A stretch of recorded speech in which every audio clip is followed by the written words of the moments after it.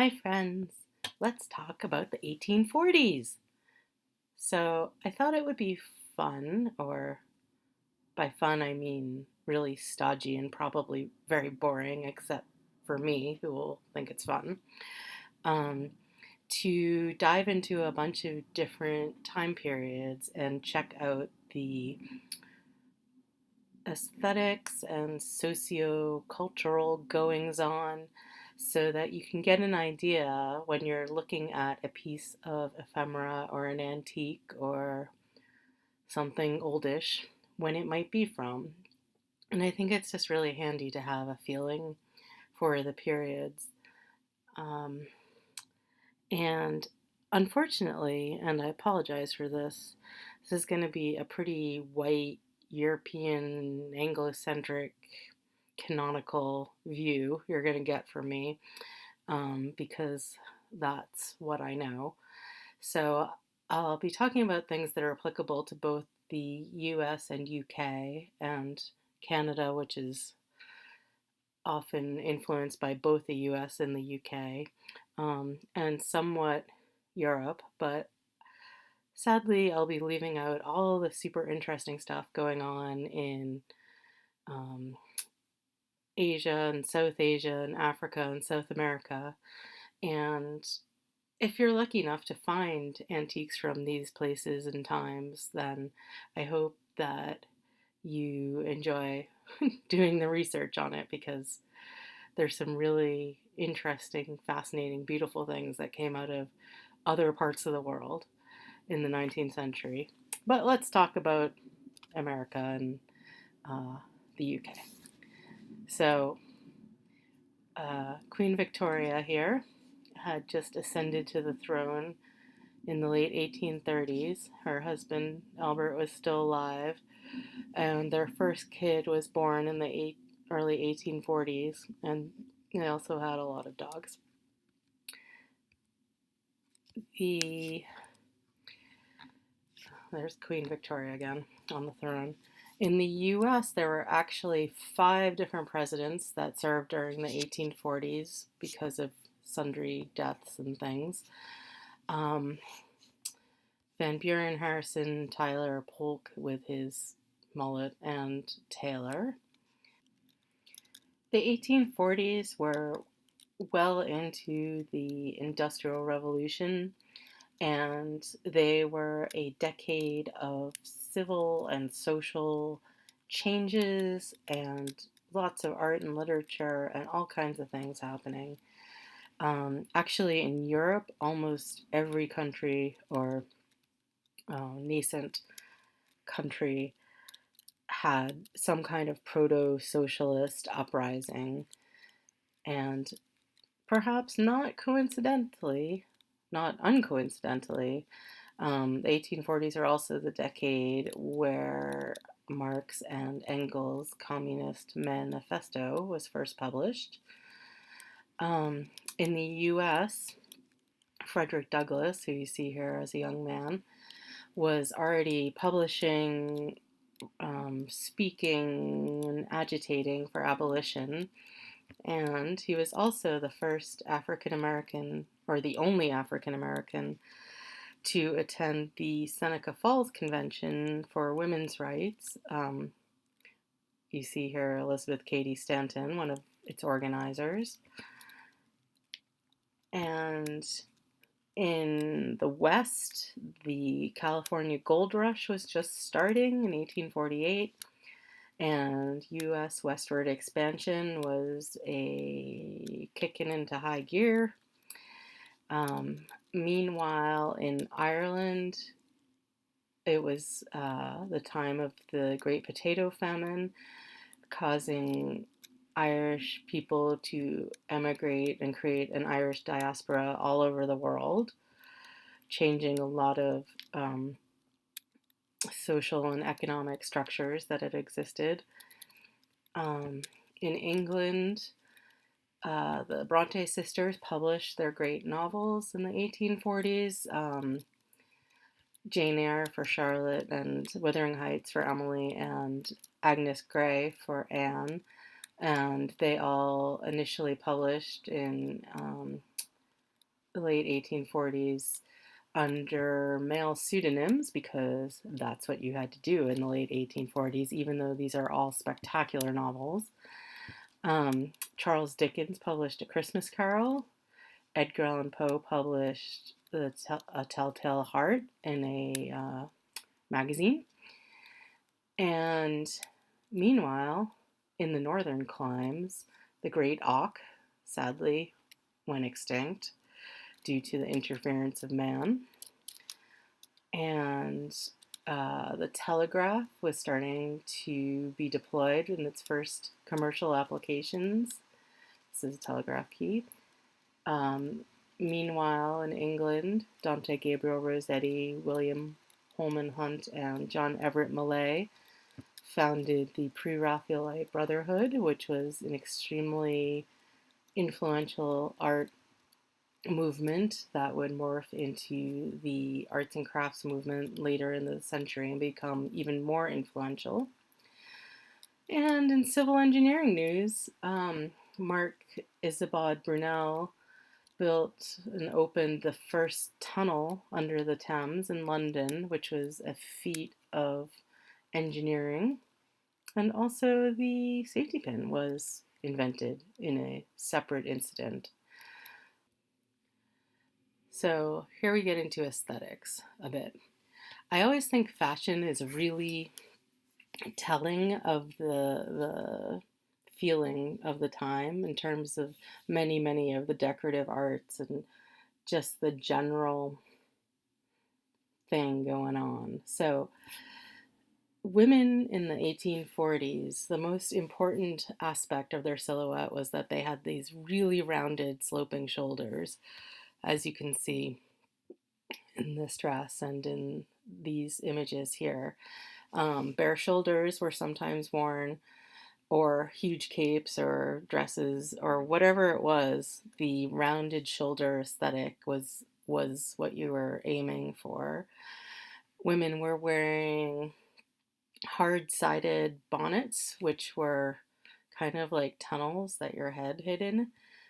Generally, you wore your bonnet outside, and they were often highly decorated and frilly. Waists were nipped in, exaggerated by the shape of garments.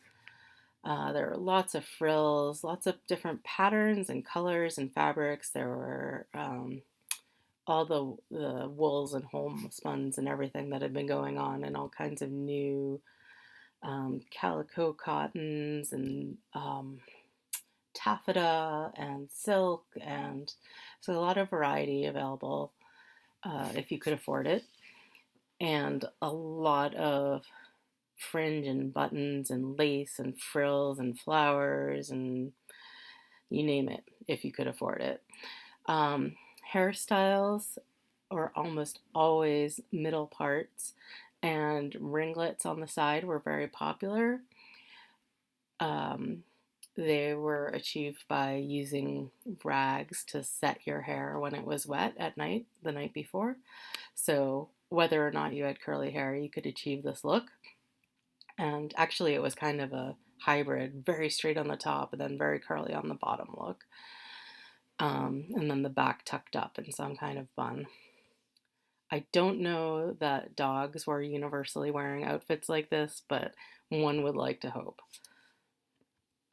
Here's some actual photographs of women in the 1840s, which I think are just incredibly gorgeous. I love these photographs. And you can see this hairstyle, the center part and the ringlets here. And this is how it works in the back. There's another crazy part and then a bun in the back. And you can see this tight waist action, the V shape tucking into the waist. So you're like a V on the top and then a bell on the bottom. And I don't know, I just love these photos. This is another hairstyle that was popular at the time and sort of went on into the 1850s. This was the blob of hair coming down instead of ringlets. You could wear it flat or kind of 3D. And you can again see these crazy sloping shoulder silhouettes. This one's really exaggerated. And, this woman has an apron on. Maybe she's not as well to do, but still you see the same fashion signals. Okay, men. So, oddly similar. Men also had a fashion for very nipped in waists, very tiny waists. I do believe male corsets were worn a bit at this time. I think you would have to be a dandy, like most of these gentlemen here, to wear a corset, but generally it was just the cut of your coats. And tall top hats, very tall. These are usually beaver fur. Um, Again, sloping shoulders like the women, the same sort of very exaggerated slope and rounded at the corners there. We would consider it probably a very feminine silhouette, but in the context of the time, it certainly was not seen that way. Um, Men hadn't become the black suit only wearing devoid of fashion creatures that they were later made to be. So they could be they could be a little more fun in the 1840s. Um, Pants or trousers had long, narrow, slightly tapered cuts to them.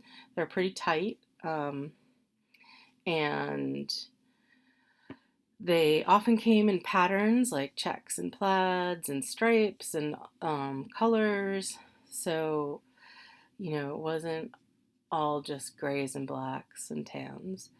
Also, now these are somewhat exaggerated because they're fashion drawings, but there was this ideal of a very pointy, very delicate foot at the end of your tapered leg trousers. Um, Men tended to wear side parts in their hair in this period. Curls were pretty fashionable. Um, and some men's hair had just really funny shapes, especially because it was so asymmetrical at times. Um, some men, especially older ones, wore facial hair. There was quite a variety, some crazy mutton chop type things going on. And then most young men were often clean cut.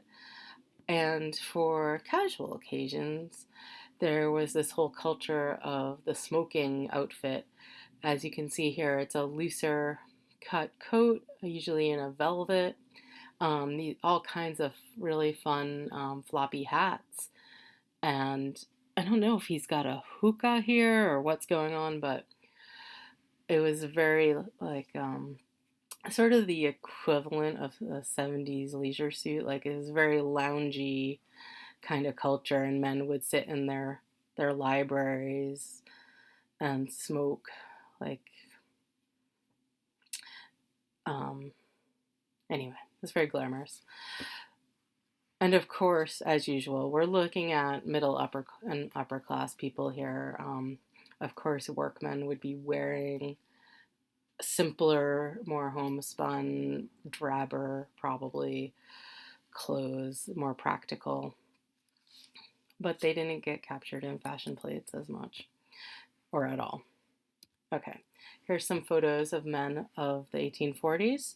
Um, you can see here this cravat, a very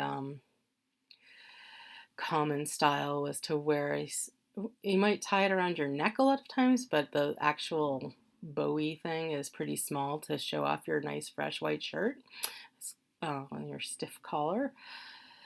You can see here this is a normal guy. His shoulders aren't crazy slopey rounded, but you can see that going on in the cut of his jacket. This guy, although this photograph is a little damaged, you can see he's got striped trousers and a patterned vest and the same kind of cravat and the white shirt. So even though he doesn't look as much of a dandy as, say, this guy over here, he's still sporting some colorful clothing and interesting patterns and variety. This guy over here I just had to include because he's so fabulous in his checkered getup. So again, it just exhibits the same things: the sloping shoulders, coming up to like a point at the neck, the cravat, and excellent window pane plaid with a matching vest. And he seems to be wearing plainer trousers. Quite the oh, and he has some kind of sideburn mutton chop thing happening. Okay, so advertising in the 1840s. Advertising as a science really hadn't kicked off as we know it. That happened a little later in the 19th century. In the 1840s, ads were a lot of words, like a lot of words. Like it fit as many words in the space you have as physically possible, even if you use a ton of different typefaces and smush them together and it's hard to read, get that information in there. So a lot of different typefaces were used, a lot of typographic decorations, like these borders here, were used in lieu of pictures because there weren't really great ways of reproducing images at this time. There were ways, and small things like this boot over here weren't too much of a bother, but photographs really you couldn't reproduce in any sort of mass way yet. Or you could, but it was on the cutting edge of art printing. And there wasn't really the philosophy of, branding yet. And advertising was even kind of a bit untried. Like putting ads in newspapers was novel, and newspapers weren't sure they wanted them, and advertisers weren't sure they were going to work, and it was a testing period. But this is the kind of aesthetic, and we'll talk a little more about typography later, but this like mishmash of all kinds of stuff going on. You can see it's kind of the most important words are biggest, but not even. So that's what's going on with advertising. Generally, in printing, the first lithographic rotary printing presses were being developed in the 1840s, which meant, in normal words, that things could be mass printed for the first time. They were hooked up to steam engines or steam power, so it didn't have to be a pedal pushed by a person or a wheel being cranked. And they were also made much bigger, and the rotary drum technology allowed for tons of printing instead of, what a man could do in a day, putting down the paper each time himself. They were first starting to make paper out of wood in the 1840s. Previous to that, it was made from rags, and so it was more expensive. It was also higher quality previously, but pulped wood allowed for mass production to really take off and for the paper that we know and love today to be made. And in terms of typography, what are called Didoni faces were very popular, and I'd say that's what's sort of the characteristic of the decade, if anything, is. And what the deal is with these kind of faces, Didoni, that word is a coinage that's a combination of Bodoni, which is a typeface, and Dido, which is a typeface, which were sort of the most popular ones and were designed by the most famous type designers, Giambattista Bodoni and Firmin Dido, I think his first name was. Anyway, They so at the time these were called modern faces. Today we refer to them as Didoni, but the characteristics are that there's extreme contrast between the thick and thin strokes in the font. Well, it wasn't a font then; it was just a typeface. But that's another story. You could see there's these teeny little thin serifs here, and these teeny little thin strokes, and then there's these big heavy strokes. And the contrast between those was kind of the new thing people liked. And one of the reasons they liked it was because this kind of type is kind of hard to print unless you have nice smooth paper, such as can be made from pulped wood. And it was kind of a novelty to be able to print these extremely contrasty fonts. And so designers or typesetters at the time just really ran with it. And so you can see here, this is a title page of a book that uses this kind of font. This is actually a different typeface than this one, but it has the same sort of characteristics and shapes. Like, look at that serif there. That's extreme. And this is really narrow. That's not an easy reading typeface. And then, then this is a little thicker, and this is a wide one, and it's all, and then this is lower and uppercase, and this is bold, and this is uppercase. So it was really a style. You can see the whole I wish that wouldn't happen.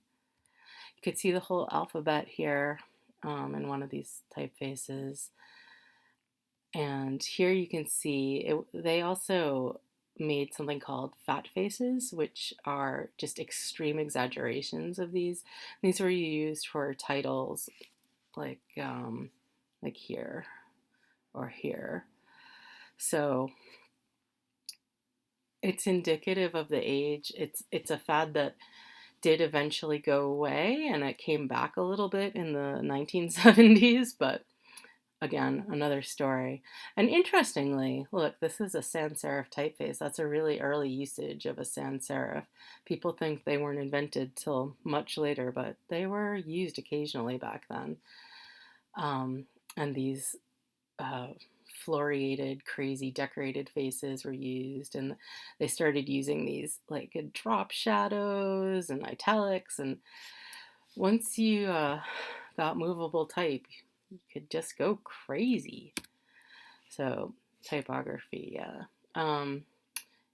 And on the whole, books set in this and newspapers set in this aren't really all that readable, especially compared to what was being used a little earlier than this, which were transitional typefaces. I won't go into it now, but they were so much easier to read. And they didn't have this crazy contrast. They were designed for the way your eyes move, not to interrupt your eyes the way these are. But it was a thing. Handwriting in the 1840s was a very standard cursive. Generally, this is from a child's copybook, and it's actually, I find this fairly readable. It's really standard, clear cursive, and it was important to have good handwriting because you wrote everything by hand. And there was also a movement for more of a stylized, bold, and free style of writing that was a little more expressive and also could be written more quickly because it had less stops and starts. So that was also going on. You'll see all kinds of handwriting from this period, but it was before several different handwriting guides or styles were implemented in schools. So it's generally pretty readable. Okay, photography. In the late 1830s, William Henry Fox Talbot was experimenting with photographic processes, and this is one of the earliest photograph type things. It's actually, he laid down some flowers on a piece of sensitized paper and then developed it with chemicals and actually got it to stick, which didn't always happen. And this is the result. And this was the first kind of photographs that were mass produced in any sense. There was a book illustrated with these kind of photographs, except they were blue, they were cyanotypes. And he, along with other people who were studying this science in England and France mostly, were able to extrapolate this to the photographic process that we know today.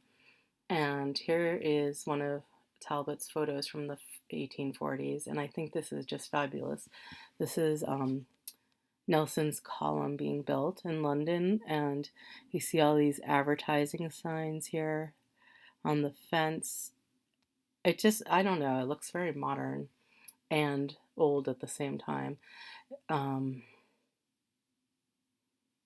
So, yeah, and he was experimenting, and meanwhile, in France, Louis Daguerre was able to create a process that was more reliable in terms of staying put on the photographic substrate.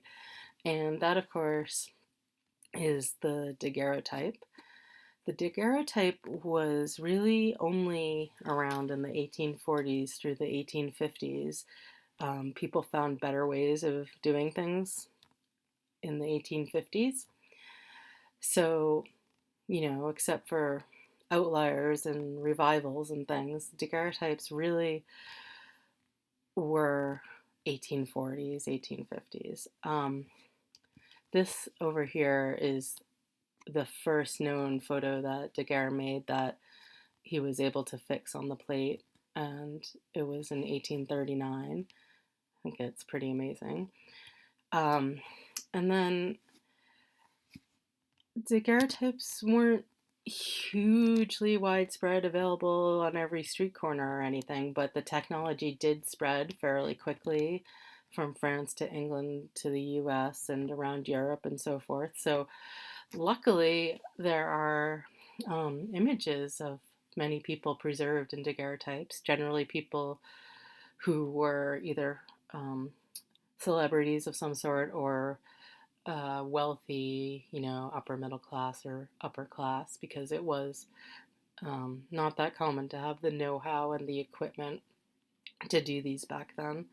So here's an image of a woman from 1846, and she, I believe, oh, I should have written down her name, but she's Sir Walter Scott's granddaughter or niece or some relation. So she's vaguely famous, at least from a well-to-do family, and she has that cool loopy double part hairstyle. Yeah, yeah. This, as you probably know, is Edgar Allan Poe from the end of the decade. This was right before he died, actually, and he has the tiny cravat and the slopey shoulders and the side part. Well, you can't really see, but he does. And the asymmetrical hairstyle. And this is John Quincy Adams, who I didn't know until today there was a photograph of, but this is actually a really nice daguerreotype. And he sat in 1848, which I believe he was still in the House of Representatives. His presidency had been long before. And just to get boring and technical, the daguerreotypes are made by using a piece of silver-plated copper as the film, as it were, or the thing the photograph is made on. It's polished extremely, so it's like a mirror almost, and then it's exposed to fumes of chemicals that make it light sensitive. Then it's put in the camera and exposed to light and the image it's capturing, and then it's exposed again to chemicals, this time to mercury vapor, which is really bad for you. So, caution.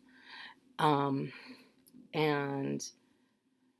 once it's been washed to remove the remaining light sensitive chemicals and rinsed and dried, the image will appear like these you see here. Actually, it's it's you have to look at them at the right angle, as you might know if you've seen one in person. They kind of have a negative image if you tilt them, and a positive image if you tilt them the other way. They're very interesting that way. And they're usually protected behind glass because the images are very easily scratched. They're really delicate. And you probably are familiar with these kind of cases that they live in often, and there's often a lid too that closes on them. So this is what a daguerreotype camera of the era looks like. It's a box with a hole in it, basically, and a place to hold your film. Exposures could be anywhere from a few seconds to minutes.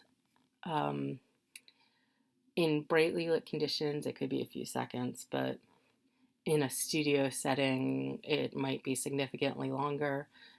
And remember, we're talking, before any really bright source of indoor light, except windows. So consequently, you see things like this blurry eye guy. He might have blinked during the exposure, so you get this one eye open, one eye closed thing going on. Or this image where the woman must have moved her head a little bit and it's blurry.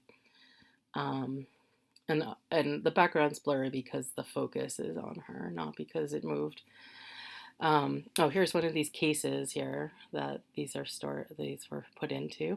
And this is a chair for sitting for your portrait, where you kind of get your back propped and your neck strapped in so that you don't move. I'm not going to talk a lot about ceramics or silver or coins because I don't know a lot about them. But just to give you a flavor of the era, ceramics were extremely varied in the 1840s. There were a lot of new technologies on the loose. um, Transferware, which is like this and this, was a new technology that was making it possible to make ceramics more affordable, more quickly produced, more accessible to the masses, more available for creating extremely cluttered, knick-knacky interiors of the later 19th century. This process involves printing on a sort of tissue paper and laying it into the vessel when it's wet. And there is also the flow blue processes, like this teapot and this plate. And this plate is actually Wedgwood. Although Wedgwood got their start in the 18th century, they were going very strong at this point, and they were actually also producing the jasperware you're probably familiar with at this time. Popular as ever. There's also, this is a gaudy teapot. That was another movement going on. This is a Toby jug, but it's, I believe it's Bennington pottery from Vermont, which is another technique. And also, not pictured here, Majolica was, or tin glazed Majolica was a new thing that was happening and trendy. It was invented by Minton in England. And there were all kinds of styles going on in ceramics, even as you can see from this example. A lot of influences from history and other countries, sometimes represented in pretty weird ways, but there had been an interest in Egypt because of the excavations going on there, and ancient Greece, and India, and China, and Persia. People were starting to become intrigued by other cultures in other parts of the world at this period. And yeah. Oh, and one of the first home bathtubs was installed, like a built-in bathtub in 1842, which people found crazy shocking. Um, Point of that being that people were still buying a lot of pitchers and basins, ewers and basins, and chamber pots, and bathroom porcelain, things of that ilk. So there's a lot of people had a lot of ceramics in their home. So I just want to wrap up with a few things from the 1840s that I picked off eBay today, which I thought were interesting because although it is, you know, 100 and oh, damn, I should do my math ahead of time. I apologize. It is 160, 70, 80 years. Hence, um, stuff is still around. So, just a few things I found on eBay from this period are quilts. You don't find them every day, but they're really attractive and worthy of being preserved. Some clothes that um, haven't deteriorated completely. Daguerreotypes, of course. Documents of all sorts. Very, um, those are still around. Books, clocks. Clocks I know nothing about. Um, Other kinds of books and pamphlets and things. Bottles. So lots of objects from the decade that you could potentially find at estate sales or auctions or antique places and resell. So hopefully getting a little feel for the period will help you to identify and appreciate them. We will move on to other eras, probably not in any kind of normal order, in other videos. Thanks.